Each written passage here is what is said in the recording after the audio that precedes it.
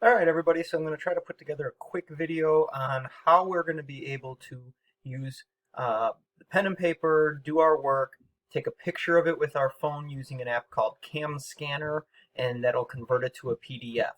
We'll work through that, and then we'll talk a little bit about how we can then, from there, use our PDF that saves directly into our Google Drive, our school's Google Drive, and submit it in a Google form. So, first, I have my homework that I've completed. I've done all the work. I've shown all my steps.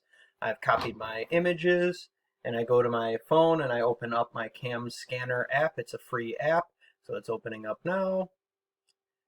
Okay. On here, if I just click on the camera image at the bottom, it should open up a new image, and then I just center the whole page, take a picture, and it'll pop up. It'll allow me, it's hard to see here and there, but it'll allow me to readjust the screen. Do I want to capture just what I want to capture? If I want to capture more or less, I can take some stuff out of it.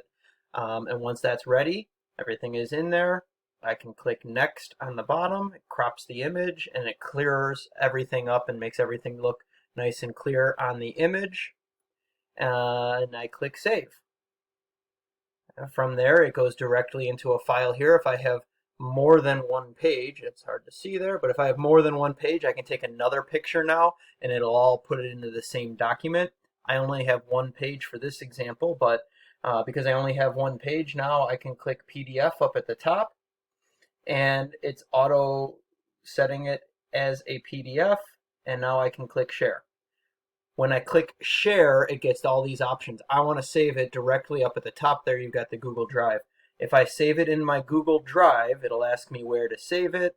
I've got my folders all opened up. So I've got it saved in the folder that I want it saved in. I can name the document. What I just did was your 12.5 board problems.